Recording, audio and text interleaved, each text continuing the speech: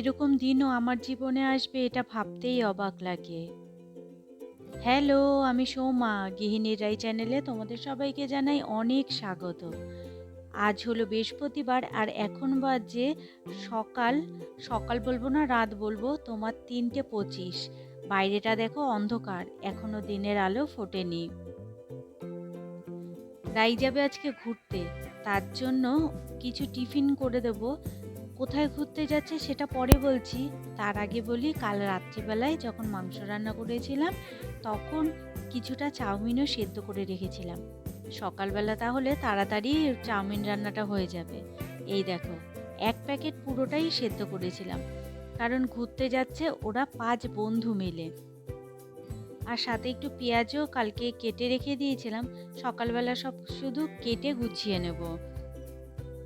৫:৩০টায় ওদের বাস, আর যাবে হলো দীঘাতে ৫ বান্ধবী মিলে। ওই অফিসের কলিগ যারা, তাদের সাথেই মিলে যাচ্ছে আর কি। আর তার জন্যই একটু করে দেবো টিফিন। সবাই কিছু না কিছু টিফিন নিয়ে যাচ্ছে, আর ওর ভাগে পড়েছে চাউমিন।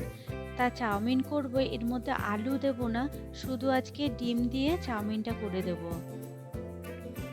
জীবনে প্রথমবার যাচ্ছে হলো ঘুরতে।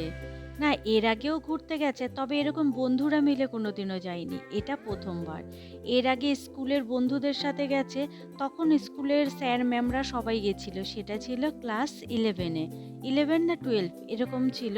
তখন নিয়ে গেছিল স্কুল থেকে দার্জিলিংয়ে, নিয়ে গেছিল ৫ দিনের জন্য। আর ওই সময়তে আমরা ভাড়া বাড়িতে থাকতাম, তো তা আমি চলে গেছিলাম মায়ের বাড়িতে। ও ৫ দিন ছিল ওই দার্জিলিংয়ে, ও যেদিন আসলো সেদিনকেই আমি চলে এসেছি বাপের বাড়ি থেকে। ৫ দিন আমিও বাপের বাড়িতে ছিলাম। তাই এবারও ঘুরতে যাচ্ছে যেহেতু দীঘাতে, এখানে তো বেশি দিনের ব্যাপার না। আজ যাবে, কাল থাকবে, পরশু আবার সকালেই চলে আসবে।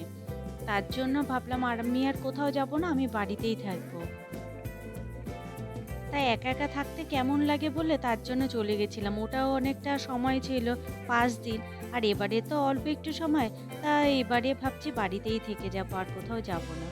এদিকে দেখো, গল্প করতে করতে চাউমিনটা আমার একেবারে হয়েই গেছে। ৫ জন মিলে যাচ্ছে তো, তাই এক প্যাকেট পুরোটাই করেছি।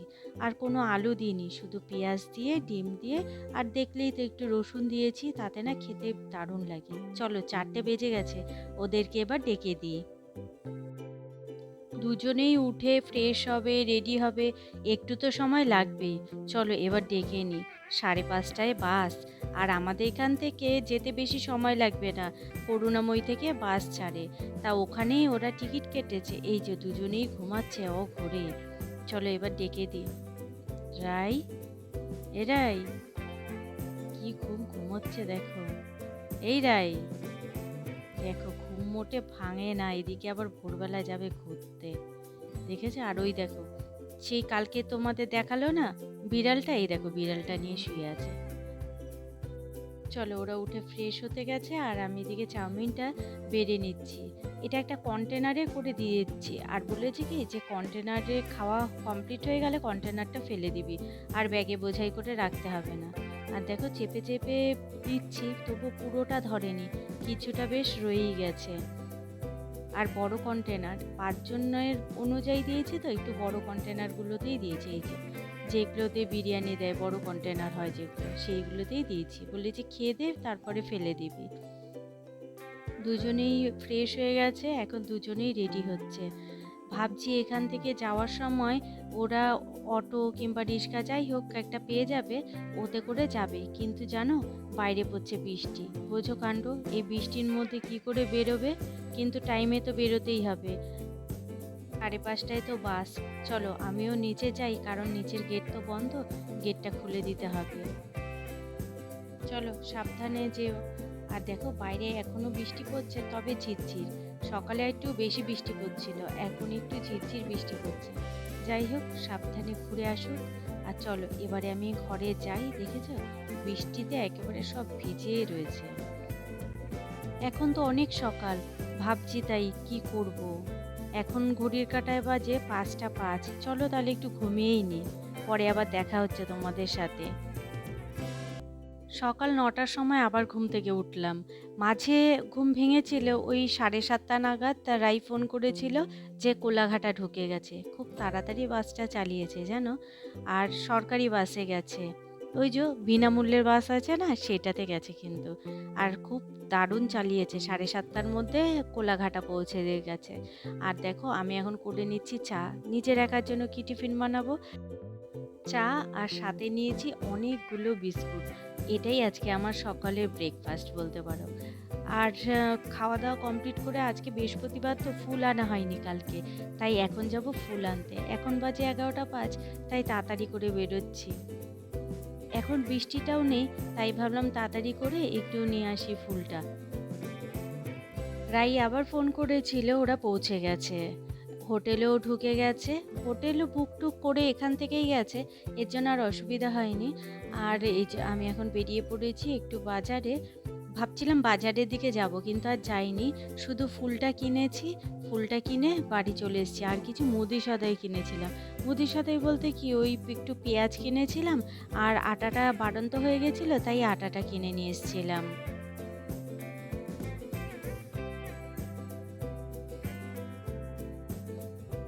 আর জানো তো, বাড়িতে ঢুকতে না ঢুকতেই আবার বৃষ্টি শুরু। কি অবস্থা, আজকে সারাটা দিন বৃষ্টি, কালকে রাত থেকে বৃষ্টি হচ্ছে, বৃষ্টি থামার কোনো নামই নেই। এই বৃষ্টি হচ্ছে, এই আবার কমছে, এই আবার এই বৃষ্টি হচ্ছে। বর্ষার বৃষ্টি একেবারে মানুষকে পচিয়ে দিচ্ছে। আর এই দেখো পেঁয়াজ এনেছি আর একটু আটা এনেছি, আটাটা একেবারেই বাড়ন্ত ছিল, তাই এনে রাখলাম। কিছু কিছু সময় তো আবার রুটি খেতেও ইচ্ছা করে, তার জন্য আনা থাকলে সুবিধা হয়। আর রান্নাঘরের কিন্তু এই দেখো বাসনপত্র কিচ্ছু মাজা হয়নি, আর গ্যাস ট্যাসও কিচ্ছু মোছা হয়নি। মাংসটা ওই কোনায় রেখে দিয়েছি ঢাকা দিয়ে জাল দিয়ে। আর এই দেখো এক চুটকিতে আমি রান্নাঘর পুরো পরিষ্কার করে নিলাম। যদি সত্যি সত্যি এরকম এক চুটকিতে করে নেওয়া যেত কি ভালো হতো, তাই না বলো? চলো এবারে ঘরে যাই। ঘরটা পুরো এলোমেলো হয়ে রয়েছে, কারণ ওরা যে সেজে গুজে গেছে সব তো এলোমেলো, কিচ্ছু আমি গোছাইনি। আমি তো এসেই ঘুমিয়ে পড়েছিলাম। ভেবেছি পরে গোছাবো, যেহেতু আজকে রান্না বান্না নেই, সময়টা কাটাবো কি করে বলো? আর এগুলো জানো কালকে জামা কাপড়, কালকে ধুয়েছি, সেই জামা কাপড় এখনো শোকায়নি। কি কাচাকাচি করি বলো? আর এই দেখো অবস্থা, এরা তো জামা কাপড়ই তোলেনি ছাদ থেকে। এর আগে সকালে দুবার ছাদ থেকে জামা কাপড় তুলে নিয়ে গেছে, এবারে আর তোলেনি। যা ভিজুক, কত ভিজবে। বারবার সত্যি ছাদে গিয়ে জামা কাপড় আনা আবার মেলা, এই একটা ঝামেলারও বিষয়। চলো এবার ঘরটাও গুছিয়ে নিই। এই দেখো ঘর পুরো গোছানো কমপ্লিট।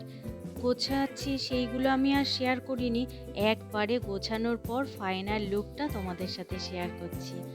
এই বিছানার চাদরটা কাচবো, কিন্তু কাচাই হচ্ছে না। এরকম মেঘলা মেঘলা ওয়েদার, বৃষ্টির ওয়েদার, কি কাছাকাছি করি বলো তো? এমনি জামা কাপড়ই শোকাচ্ছে না। আর এই দেখো এই টেবিলটার অবস্থা দেখেছিলে তো কি ছিল? পুরো একদম পরিষ্কার করে নিয়েছি। তারপরে ঘর দরজা ঝাঁট দিয়ে স্নান করে চলে এসেছি, যেহেতু বৃহস্পতিবার, বৃহস্পতিবারের পুজো দিতে।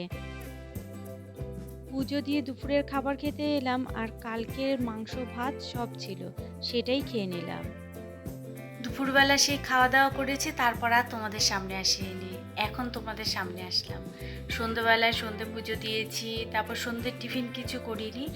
আর তারপরে মা ফোন করলো, রাই ফোন করলো। রাই তো সকাল থেকে অনেকবার ফোন করেছে।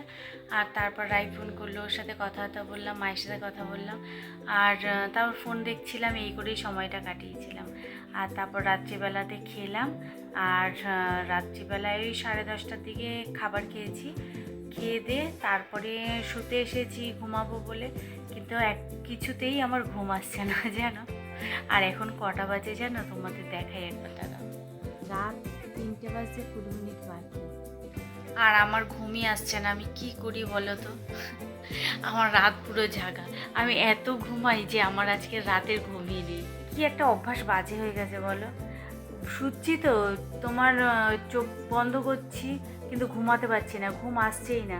আর কীরকম ফাঁকা ফাঁকা লাগছে। সকাল থেকে তোমার রাত্রি পর্যন্ত তো পুরো ঠিক ছিল, তোমার আর কি ওর আসার টাইম অবধিও ঠিক ছিল, তারপর থেকে আমার খালি খালি লাগছে। এরকম হয়েছিল যখন ও ফার্স্ট অফিস জয়েন করে, তখন এরকম মনে হয়েছিল। তখন তো শুধু টিউশনি পড়াতে যেত সন্ধ্যাবেলায়, আর যেদিনকে কলেজ থাকতো কলেজে যেত, প্রত্যেক দিন তার কলেজে যেত না। আর সেই সময়টা আমার খুব মনে হয়েছিল আর কি, ফাঁকা ফাঁকা লাগতো। যাই হোক, ওটা অভ্যাস হয়ে গেছে। আর এখন ঘুরতে গেছে ও ও আনন্দ করছে, আর আমি এদিকে রাত জেগে বসে আছি। ভগবান, আমি এখন কি করি বলো। আমার মা একটা কথা বলতে, জানো তো, একটা গল্প বলি। এই রাত্রি 2:45-র সময় একটা গল্প বলি। গল্প বলতে কি, আমার মায়ের কথা আমার মনে পড়লো এই রাত্রিবেলাতে। আর সিচুয়েশনটা এমন যে ওই কথাটা মনে পড়লো, তার জন্য তোমাদের সাথে শেয়ার করছি কথাটা। আমার মা যখন আমাকে বিয়ে দেয়, তখন যাই হোক বিয়ে ঠিক হয়েছে, বিয়ে দিয়েছে, সব কিছু অব্দি ঠিকঠাক ছিল। আর যখন আত্মীয় স্বজন, বিয়ে বাড়িতে আত্মীয় স্বজন আসে না, আত্মীয় স্বজন যখন বিয়ের পর সবাই চলেও গেল, বাড়ি পুরো ফাঁকা। আর দিদিরও বিয়ে হয়ে গেছিল, আর তারা তো চাকরি করতো। আর তোমার পুরো বাড়ি ফাঁকা। সেই সময়টাতে মার নাকি খুব কষ্ট হতো, আর মনে হতো যে ইস, মেয়েটাকে কেন বিয়ে দিলাম, আর বাড়ি ঘরগুলো যেন মাকে খেতে আসতো, এমন বলতো। মা গল্প করেছে যে তোকে বিয়ে দেওয়ার পর আমার এমন মনে হতো যে বাড়ি ঘরগুলো যেন আমাকে খেতে আসতো, এমন কষ্ট লাগতো আর খারাপ লাগতো যে কেন এত তাড়াতাড়ি বিয়ে দিলাম। তা যাই হোক, ওরকম মায়ের কষ্ট হতো, সেই সময় অতটা ফিল করতে পারিনি। কিন্তু এখন আমার মনে হচ্ছে, আজকে রাত্রিবেলায় আমার যখন ঘুম আসছে না, আমি ঠিক এই কথাটাই ভাবছিলাম যে ও তো ঘুরতে গেছে, কাল বাদে পরশু চলেই আসবে বাড়িতে আবার, কিন্তু ওর বিয়ে দেওয়ার পর আমি কী করবো? আমি কি এরকম রাত জেগে থাকবো? হে ভগবান, এটা কি প্রত্যেকটা মায়ের জীবনে এরকম হয় আর কি? মাদের জীবনে এরকম দিনগুলো আসে, মেয়ে বিয়ে দেওয়ার পর? আমারও কি এরকম আসবে? আমার তো ভাবতেই অবাক লাগছে। মেয়েকে বিয়ে দেওয়ার আগে আর কি, বিয়ে ঠিক হওয়ার পর আমি ঠিক করে নেব যে আমি কোথায় থাকবো আর কি। মেয়ের শ্বশুরবাড়িতে তো থাকবো না, এটা নিশ্চিন্ত।